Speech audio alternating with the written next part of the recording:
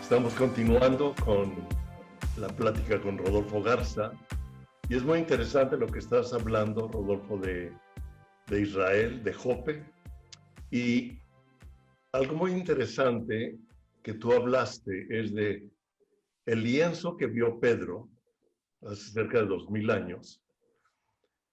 Es una visión profética para estos tiempos.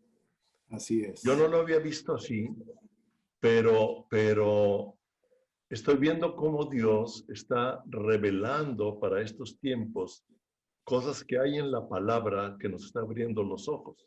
Sí. ¿Sí? Yo he estado preparando un estudio, una plática, uniendo el Salmo 34 con Hebreos 12, muy interesante. Y en el Salmo 34 es donde profetiza de que ninguno de los huesos será quebrado. Sí. Y sabemos que es la profecía de Jesús. Amén. La cruz, sí, no le quebraron ningún hueso y a todos los que eran crucificados les quebraron los huesos para que se asfixiaran, pero a Jesús no, porque lo vieron ya muerto. Entonces yo, al estar leyendo el Salmo, dije, este versículo es la profecía de Jesús, pero si tú no entiendes los tiempos de Jesús, 1000 años después de escrito ese Salmo, ¿verdad? Aproximadamente. Sí. En esa época no podían interpretar ese versículo si no había una visión. Así es. Pero más adelante, bajo el Espíritu Santo, vemos que se profetiza y se habla como una de las profecías cumplidas. Sí. Y ahora, lo que me dices algo, para mí es algo interesante. Yo no lo había visto así. Pero sí, como dices, es una muestra más de cómo Dios nos está hablando y necesitamos poner los ojos entendiendo lo que está pasando en el mundo, viendo a Israel como el reloj del mundo, sí, para entender la situación del espíritu de los tiempos de Dios y viendo lo que tú nos estás hablando como 3 señales o 3 motivos o 3 buenas noticias del Evangelio. Pues esa es la segunda, ¿no? Que Israel está regresando a casa cuando la cortina de hierro cayó. Los rusos, yo estuve en Rusia y conocí a muchos judíos que se estaban convirtiendo. A mí me tocó el privilegio de compartir el evangelio a judíos que se convirtieron, o sea, se convirtieron a Cristo, ahí los recibieron. Hay un hombre, creo que te platiqué de Mardoqueo, un viejito que murió su esposa y su hijo en la Segunda Guerra Mundial cuando ellos iban huyendo de Rusia occidental hacia oriental y vinieron unos estucas alemanes y ametrallaron y los mataron. Y él quedó solo y después de ahí se fue emigrando hacia el oriente, hacia Rusia oriental, que son casi 10,000 kilómetros, ¿no? Y él llega ahí a Vladivostok y su nieto, que se llamaba Iván Borazov, se convirtió con un misionero de Nueva Zelanda, jovencito, 19 años de edad. 19 años. Sí, y él fue mi intérprete. Cuando yo iba, él me interpretaba y él me llevó a ver a su abuelo y me dijo, háblale a mi abuelo, compártele. Y le compartí, y él decía, no, donde estén los cristianos. Hitler era luterano, dice, y Stalin era ortodoxo.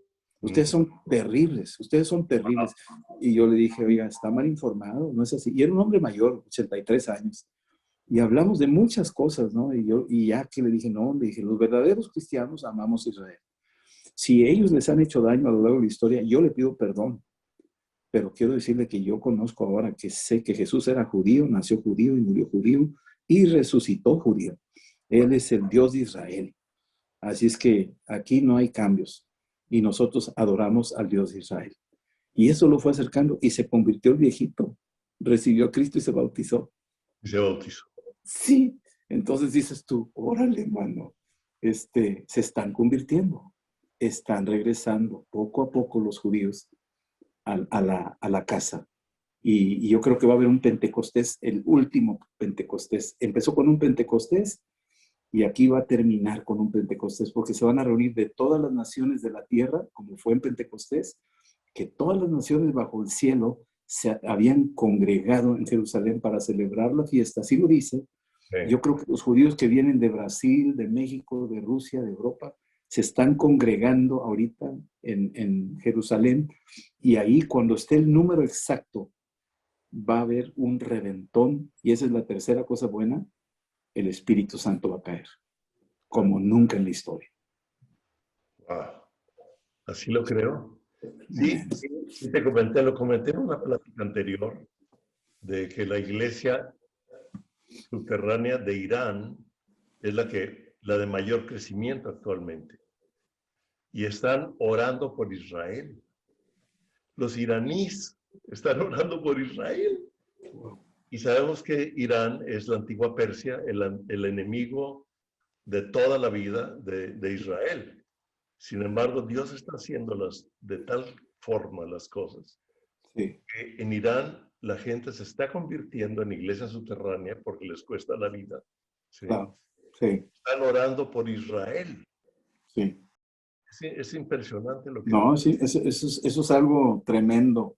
Cuando ves los reyes de los tiempos de Daniel, que el rey Nabucodonosor, el rey Balsasar, el rey Darío y luego el rey Ciro, todos reconocían, Balsasar no, pero los otros, Nabucodonosor, Darío y Ciro, sí reconocieron al Dios de Israel.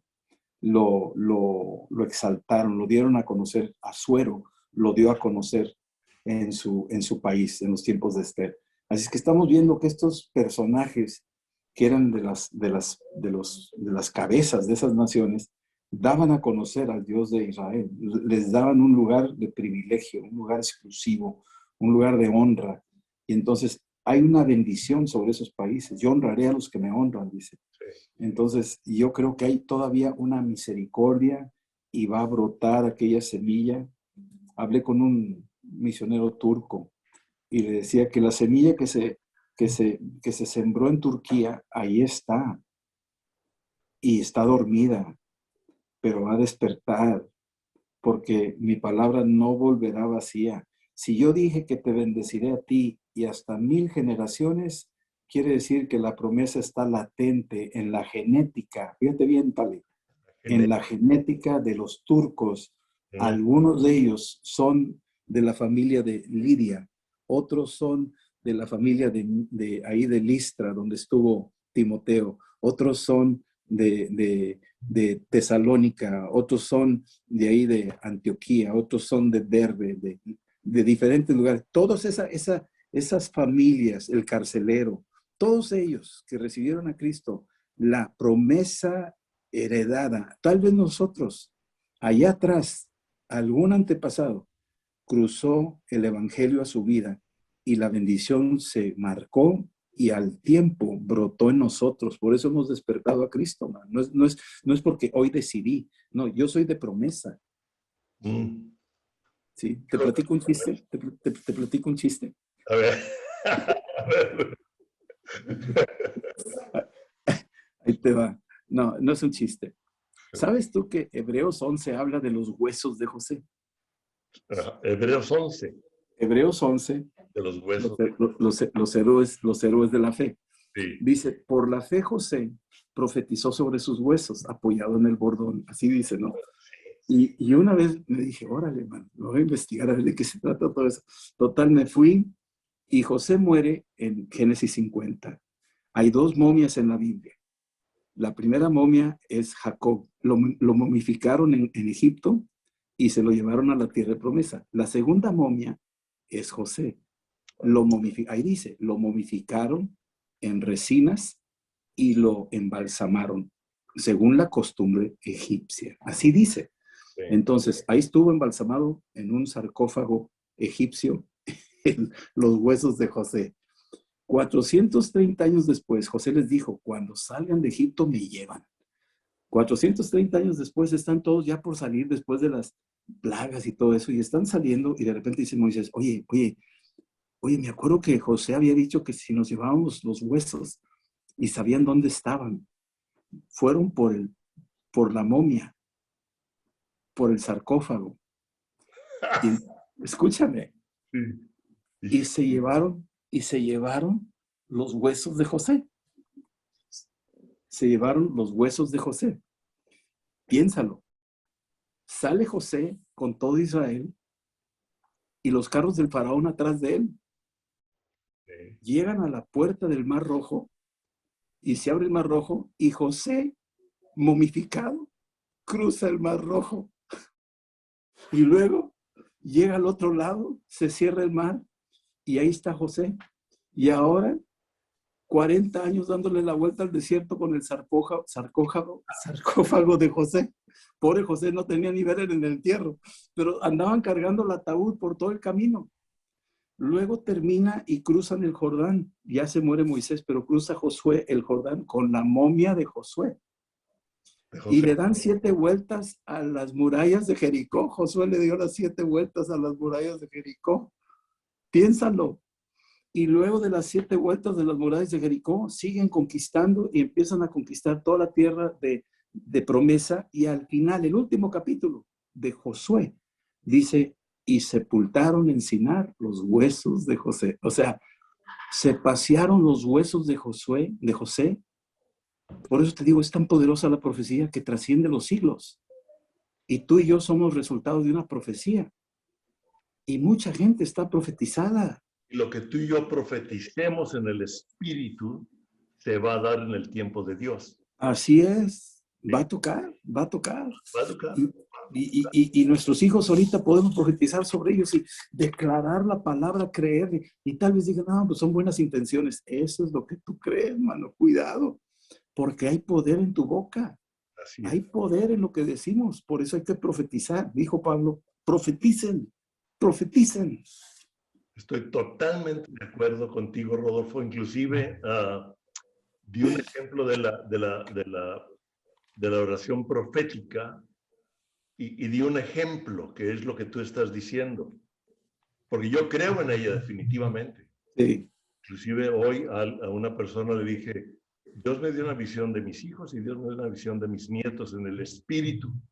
Sí. No sé en lo práctico qué van a hacer. Bueno, de mis hijos sé que están haciendo en lo práctico, pero de mis nietos pues están apenas estudiando, etcétera, ¿no? Entonces no sé qué van a hacer en lo práctico, pero en el espíritu yo sé que son. Y profetizo y sigo orando por ellos con esa profecía, porque para mí la oración profética, Rodolfo, es como cuando va una excursión en la selva y por delante va uno con el machete abriendo brecha, Sí.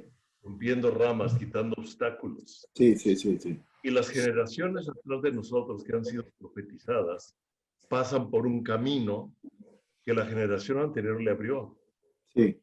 Con las profecías habladas. Así es, así es. Nada más esquivan una rama, brincan algo, Sí. se cuidan de un animal, etcétera. Sí. Van caminando. Entonces yo creo definitivamente, como decíamos desde que empezamos en la plática anterior, ¿sí? Sí. Es algo que nos conecta. ¿Sí? Sí. Y lo estoy viendo ahorita. Hace tiempo que no teníamos una plática como la de ayer, como la de hoy. Sí. Estamos conectados y Sí. me encanta oír tu... Igual, a mí también. No, nomás oyéndote como que saco del archivo muerto cosas que tenía ahí empolvadas, ¿no? Y me acuerdo, oye, fíjate que me pasó lo mismo. Y a mí me amplía. ¿Qué más, Rodolfo?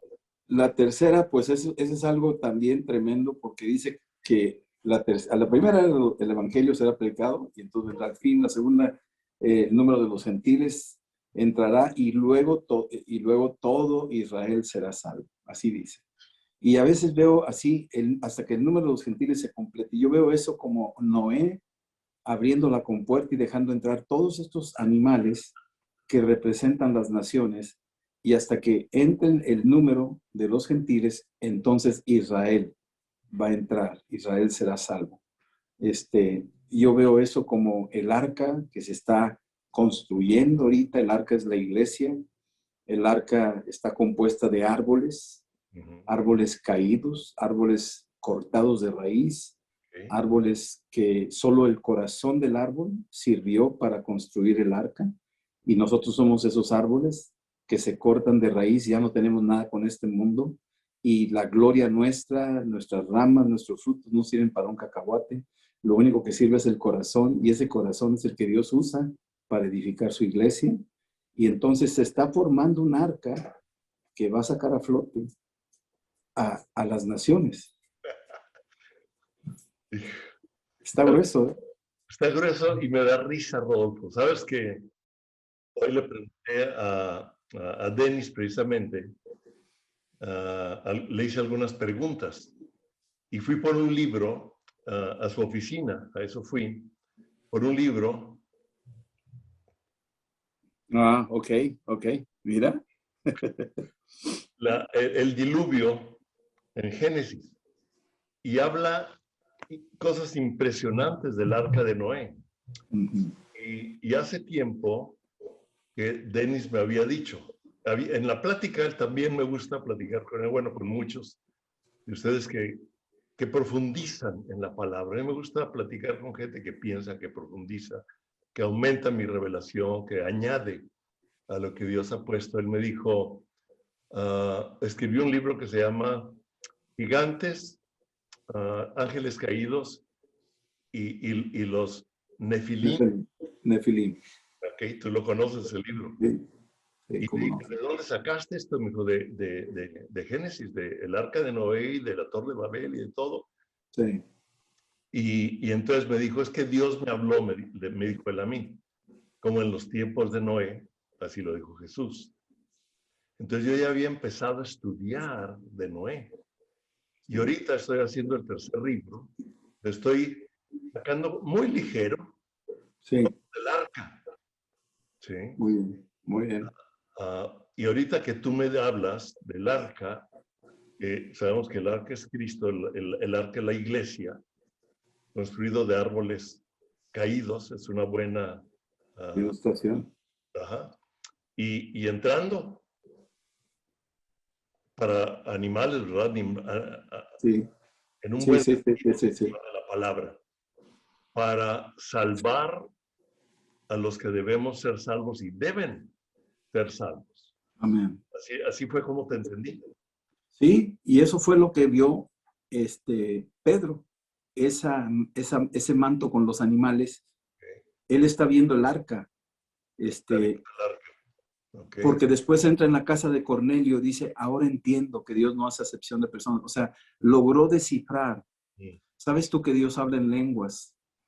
Dios habla en lenguas. Sí. Y ese es el tercer punto. O sea, el Espíritu Santo será derramado sobre toda carne en los postreros tiempos. Y Dios habla, tiene formas de hablar. Dios tiene muchas maneras de hablar. ¿Tú nunca te has preguntado cómo hizo que los animales vinieran al arca? Noé no tenía la capacidad de hacerlo, pero dice ahí en en Isaías 36, 16, encontré un versículo increíble que dice, yo convoqué a estos animales por mi espíritu. Oh, hijo, espérate. Entonces te das cuenta y dices tú, qué tremendo.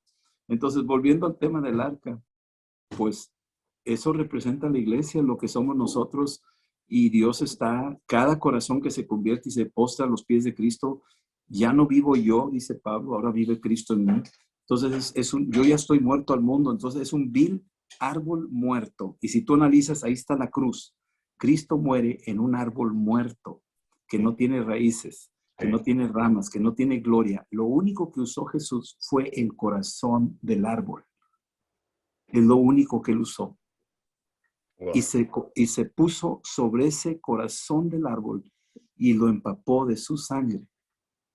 Y ese es el arca de Noé, que está calafateado por dentro y por fuera. Y eso es lo único que lo hace subir. Calafateado por dentro y por fuera. Así es. Si no estaba calafateado, no podía subir. Tenía que estar calafateado. ¿Y lo calafateado, cómo lo ves ahora? Para mí es la unción del Espíritu Santo. El apóstol Pablo dice, sed llenos del Espíritu Santo. Tenemos que estar llenos del Espíritu Santo. Eso es lo que la calafatea. Eso es lo que impide que el mundo entre. Anda. ¿Sí me explico? Es un impermeabilizante increíble contra el mundo. ¿Sí? Aunque aún así, con todo y todo tenemos la lucha. Imagínate, sin eso, ¿qué seríamos? Nada. Entonces, ahí te está hablando de Cristo puesto sobre el madero, cubriendo ese árbol muerto, ese árbol, y lo hace, fíjate, aquí está tremendo, ese árbol lo hace el árbol de la vida. Ahora, ese árbol que está muerto, lo hace un árbol vivo con su sangre. Sí. Ese es un, hijo, yo me voy horas maravillado de todo. Ya me volaste el cerebro, Rodolfo. Esta entrevista la voy a tener que... la estoy oyendo definitivamente y apunto cosas. Sí, sí. No apuntes mientras entrevistas. Yo necesito apuntar, mi cerebro ya no es... Oye. Sido que se queda con todo, ¿verdad? No, sí. Porque además me ayuda a seguirte preguntando, pero yo, es Isaías 36:16, lo acabo de apuntar, ¿verdad? Sí. Sí, no, está tremendo. Son cosas que uno va descubriendo a la medida que te metes un poquito en la escritura y Dios te permite entenderlo. Descubres cosas ahí que dices tú, wow, solamente, perdóname, Isaías 34:16, 34:16. Dice, inquirid en el libro del Señor y leed si faltó alguno de ellos. Ninguno faltó con su compañera, porque su boca mandó y los reunió su mismo espíritu. Ninguno faltó con su compañera. Entraban de dos en dos al arca. Eran parejitas. Ok, fíjate que precisamente hablando de Noé y hablando de Hebreos, dice que por la fe Noé construyó el arca en la que fue salva su familia y condenó al mundo. Sí. Entonces, creo que es un tiempo en que debemos de creer en la familia. Sí. Y saber que nuestra familia es salva independientemente de lo que veamos en lo físico. Y quiero referirme a los que están viendo este programa, a los que están viendo esto, independientemente de lo que ustedes vean en el esposo, la esposa, los padres, los hijos, etcétera, necesitamos ver conforme al Espíritu y conforme a las promesas. Y creer que el arca es Cristo y Él está salvando y trayendo las familias para ser salvas. Es interesante, ahorita me viene a memoria que los últimos 2 versículos con que Dios guarda silencio después por 400 años es el espíritu de Elías que hará volver el corazón de los padres a los hijos, de los hijos a los padres, que es con lo que empieza a profetizar con el Bautista. Sí. Entonces esa promesa está viva, ¿sí? Y tú hablaste de las promesas. Está Siguen viva. vigentes. Y quiero hablarlo y declararlo, y a quienes están oyendo o viendo este programa, declararlo sobre las vidas de ustedes y de sus familias. Así es. Amén. Y lo hemos visto, lo hemos visto. Sí. Y lo estamos viviendo, serán benditas en ti todas las familias de la tierra. Dios creó un hombre y a la mujer no quiso que estuviera solo, Sí. porque buscaba descendencia. Dios ama las familias, Dios ama la descendencia y Él piensa en eso. Y eso es lo que somos una familia. Sí, es la iglesia y Cristo, siempre buscando ese nexo de la familia, la conexión y la descendencia. Descendencia, me gusta esa palabra. Sí. Yo normalmente lo hablo como generaciones, pero descendencia me gusta. Sí, viene en Malaquías. Dios buscaba descendencia. Porque dice que no era perfecto en sus generaciones. Sí. Y ahorita no voy a hablar de eso, pero estudié las genealogías de Noé en un estudio que tengo de generaciones. Sí. Y él dice era perfecto en sus generaciones. Y dije, a ver, espera. ¿Sí? ¿Qué es eso, no? ¿Qué significa, no? ¿Sí? Entonces, y dice, como en los tiempos de Noé, dice Jesús. Sí. Okay. Ahorita me viene un pensamiento considero que es de Dios, en donde Dios está formando las generaciones, los padres, los hijos con los padres, las familias, para traer las promesas hechas de Dios a estos tiempos, de lo que tú hablas como la tercera señal de ese derramamiento del Espíritu Santo, como un tsunami del Espíritu. Está llegando, sí, Señor. Así es. Ajá. Y fíjate que me gusta mucho esa palabra, lo que usaste ahí como la palabra tsunami. Tú sabes que nosotros abrimos el Instituto Epicentro y eso vino a raíz de entender un poco lo que es un tsunami. Y el tsunami se origina en las profundidades de la tierra, ni siquiera en el mar. Se origina en las profundidades que se llama hipocentro. El hipocentro es donde chocan las placas. Okay. Y ahí donde chocan se desprende una energía. Y entonces sale de las profundidades de la tierra, pasa por el mar y aparece en la superficie del mar. Ese es el hipocentro. Y luego cuando sale, eso es el epicentro. Y entonces genera una violencia, una energía de tal magnitud que son, imagínate el tsunami de Fukushima, allá de Japón. Ese tsunami era de 30 metros de altura, las olas, y corrían a cerca de 700 kilómetros por hora, lo que un jet. Un avión. Imagínate la velocidad, chécalo en tu Wikipedia y todo por ahí, te vas a dar cuenta la velocidad de desplazamiento de esa ola. Era un muro que está corriendo y arrasó y se metió creo que hasta 10 kilómetros adentro en tierra firme.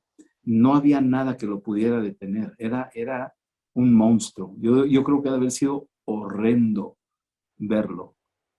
O así, ha de haber causado terror al ver y oír el rumor del agua así.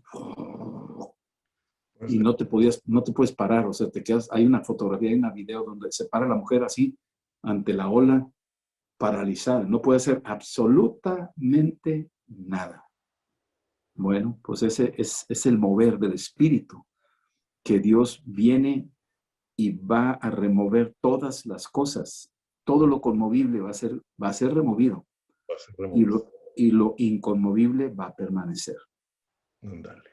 A mí me gusta esa unión con el tsunami. Y hay un museo de la creación de Ken Ham allí en Kentucky.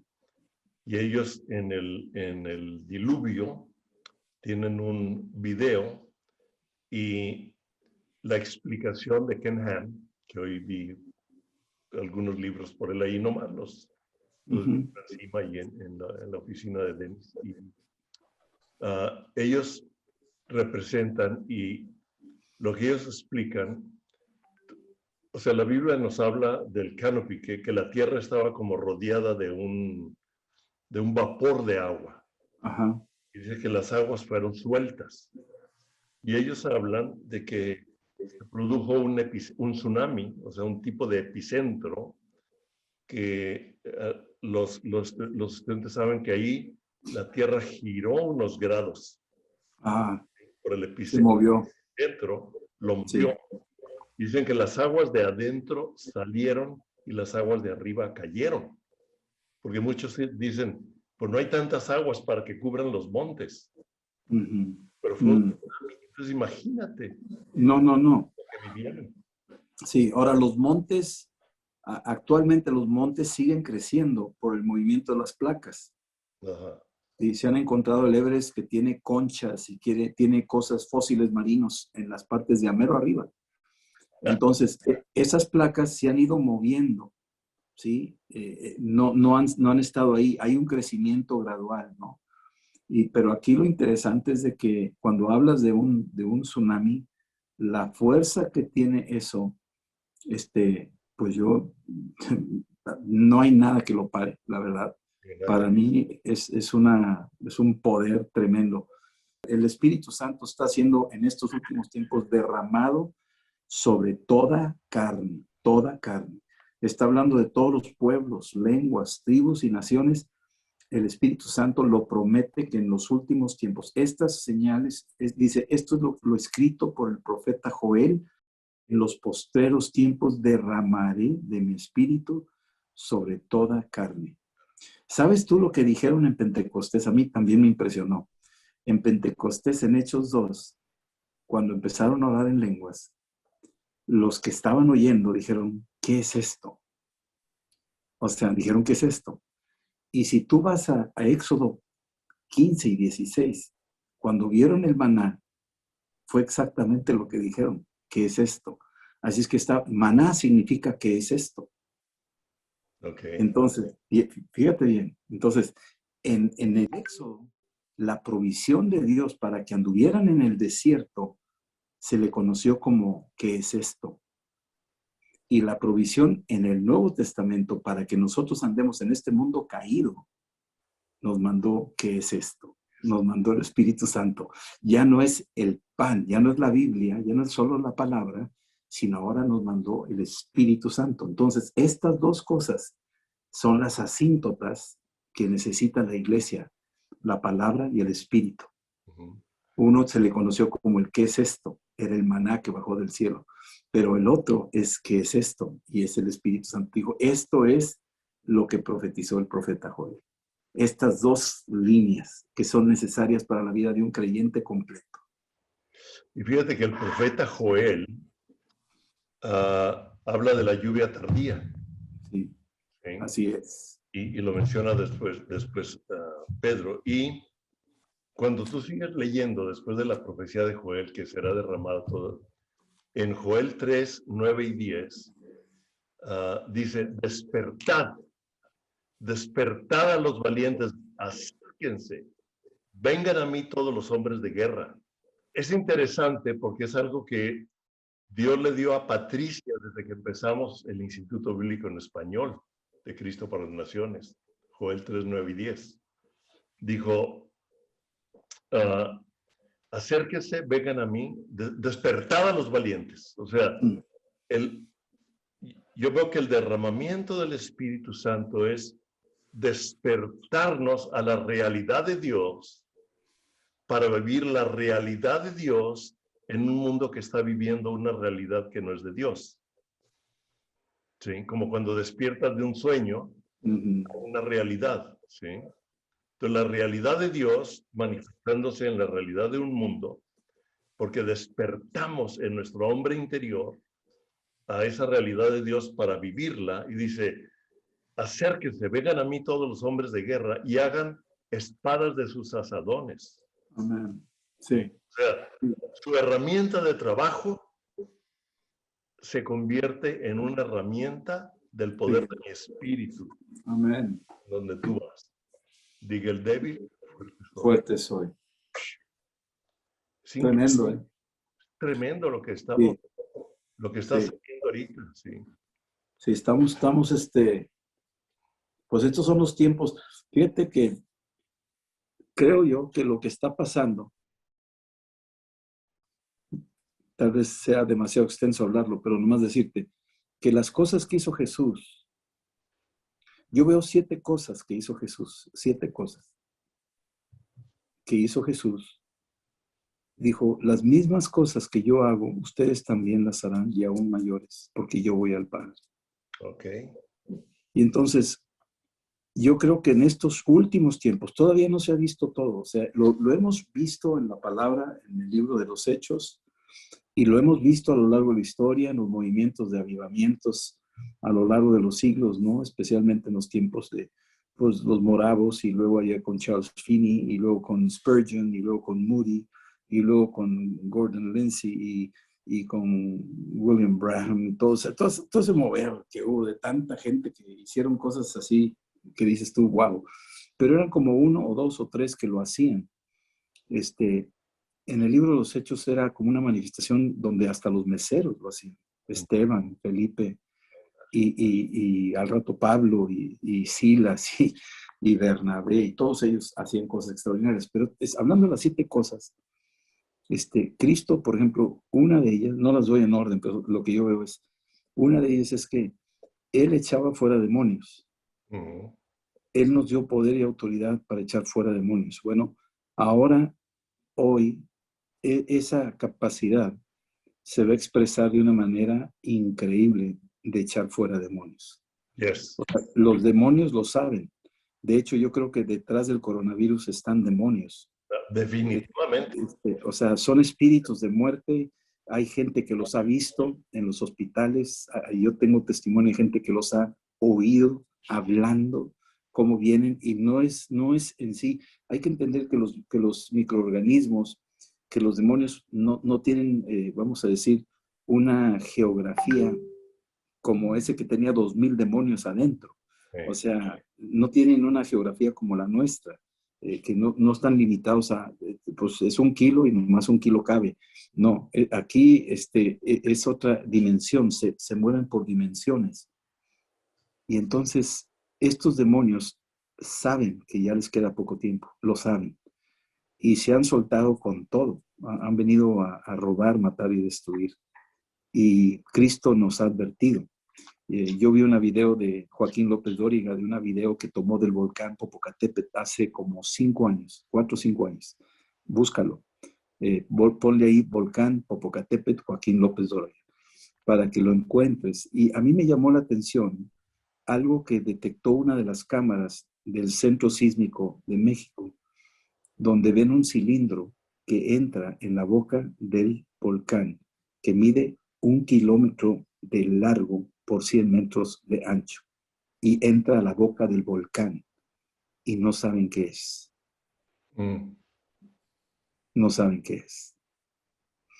Cuando yo vi eso, le dije a Adriana, prepárate porque estamos por ver un desembarco. Va a haber un desembarco. Viene un desembarco. Eso es lo que yo creo. Puedo estar equivocado. Número 1, Dios nos dio potestad y autoridad sobre estos demonios, todos los tipos, porque hay una variedad. Hay 4 niveles. Hay los famosos gobernadores, principados, potestades, gobernadores y finalmente huestes, ¿verdad? Esos 4 niveles, bueno, son tipos de demonios que trabajan para locura, de homosexualismo, para suicidio, para alcoholismo, para pornografía, para esto, para lo otro. O sea, hay una variedad, es una gama y vienen todos especializados. Curiosamente, en estos últimos años se ha disparado el homosexualismo. Ese es un tipo del desembarco. Y los gobiernos lo están asimilando. Ese es un tipo de desembarco. Los gobiernos lo están asimilando. Sí, claro, claro. Ese es un tipo de desembarco. Están posicionados. Acuérdate que los demonios se posesionan especialmente sobre los líderes de las naciones. Sí. Faraón tenía brujos. El procónsul Sergio en Hechos 13 tenía un brujo llamado Elimas Bar Jesús. Tú ves ahí los magos en los tiempos de Nabucodonosor tenían brujos y Daniel los rebasaba. Y, o sea, este tipo de gente, estos niveles altos, por eso dice, orad por ellos para que vivas quieta y reposadamente. O sea, esta gente, si se gobierna, si se controla la cabeza de una nación, los demás están sujetos a ese espíritu, a esa autoridad. Sí. Sí. Entonces, estamos hablando de una guerra donde Dios ahora destapa esa autoridad de echar fuera demonios y dijo, y haréis cosas mayores de las que yo hice. Es decir, viene un tiempo donde hay una explosión de liberación. La segunda cosa es poder sobre sanidad. Sanidad. La sanidad abarca la sanidad física, la sanidad del alma y la sanidad del espíritu. Abarca sanidad de la tierra, abarca sanidad de animales, de plantas. Es una sanidad muy amplia la que Dios está diciendo. Esta es la segunda autoridad y poder que Dios está trayendo, es sanidad, una salud. ¿Sí? Me estás confirmando cosas que he traído en mi espíritu. Gloria a Dios. Pero... Sí, no, está bien. Yo estoy hablando aquí también mis locuras, ¿no? Pero sí, pero yo veo esas cosas, hablo de estas cosas que de veras, autoridad, dice, aquí lo tengo apuntado, tenemos autoridad sobre, bueno, déjame decirlo despacito. La primera era poder y autoridad sobre seres celestiales. Esa es la primera, poder sobre seres celestiales. Y eso habla de ángeles y demonios, o sea, ángeles también, ángeles buenos. Tenemos un poder y una autoridad sobre ellos porque ellos son los ministros de los herederos de la salvación. Están para servirnos, están para ayudarnos. No los podemos manipular nosotros a nuestro antojo. Estamos bajo autoridad, pero ellos reconocen nuestra posición de autoridad. Por eso nos vienen a servir y por eso nos vienen a ayudar. Porque el Padre les dice, ustedes me los atienden, ustedes son los curadores y tutores. Así son. Entonces, esa es una. La segunda es, y les digo que si tú crees en extraterrestres, pues esos demonios también están debajo de los pies de Cristo. La segunda cosa es poder y autoridad sobre todo dardo encendido, todo pecado y tentación. Dios nos ha dado un poder sobre el pecado tremendo para vencerlo. Lo podemos vencer, lo venció Él en la cruz y lo que Él venció en la cruz, nosotros ahora nos ha confiado eso. Él fue vencedor de la tentación en el desierto. Nosotros en Cristo también lo podemos hacer. Este es algo que Dios nos da. Por la sangre de Cristo tenemos ese poder y autoridad. ¿Sí? Y luego ya te mencioné, la tercera sería poder sobre todo tipo de enfermedad. La cuarta sería poder sobre todo lo oculto y lo secreto. Todo lo oculto. Es decir, Simón, el mago, todavía no se había convertido del todo, pero Pedro lo pudo discernir y le dijo, te veo que estás en una prisión de amargura. Y entonces lo detecta, ve algo oculto que no lo ves normalmente. Un psiquiatra no lo ve, un psicólogo no lo ve. Pero los que estamos en el espíritu, por el don de ciencia, podemos ver lo oculto.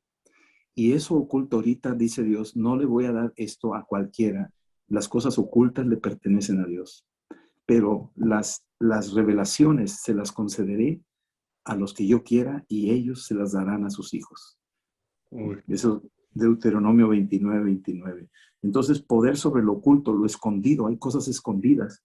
Ahorita no sabemos quién es realmente el que maneja todo este asunto de la pandemia, si es que realmente hay algo, lo de las vacunas, si hay algo detrás de todo este asunto del dinero que está desapareciendo y nos están obligando a depositar todo en los bancos y el control que va a haber.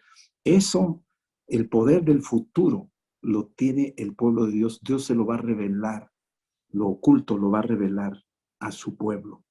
Se lo va a revelar. Poder sobre lo oculto, sobre lo secreto, se los va a revelar. Esto es algo tremendo. Y luego dice poder, el número 5 es poder y autoridad sobre el reino natural, mineral, vegetal y animal.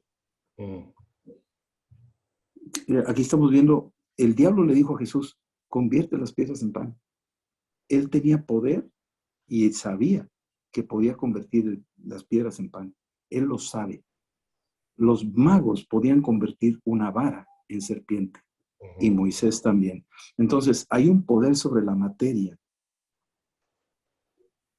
Hay un poder sobre estas cosas que nosotros, estoy hablando de algo que escapa a nuestra capacidad de comprensión, pero esto es lo que Dios nos ha dado a nosotros. Cristo convirtió el agua en vino, tiene poder sobre la materia, la puede cambiar. Le habló a la roca y salió agua, o sea, ese tipo de cosas. Tomó los panes, oró por ellos y se multiplicaron. Poder sobre la materia, poder sobre los minerales. Yo vi diamantes cristalizados, hechos en las reuniones. ¿Lo hemos visto? Sí. Entonces, poder sobre los vegetales. Aquí en Almoloya, acá en la zona de Guatemala, los famosos lechugas y zanahorias y cebollas inmensas. Este pueblo entró en esa dimensión, probó esas cosas. Entonces, hay esa exousia, poder y autoridad sobre estos reinos, ¿verdad? Los animales, los peces se acercaron a la red de Pedro. No se equivocaron, se acercaron. ¿Sí me explico? Y estamos hablando de una forma de influencia. O sea, esto está hablándote de algo que te va, ahora sí te vas a quedar con la boca abierta, ¿verdad? O sea, no lo puedes entender. Sí, no, es muy fuerte. Sí.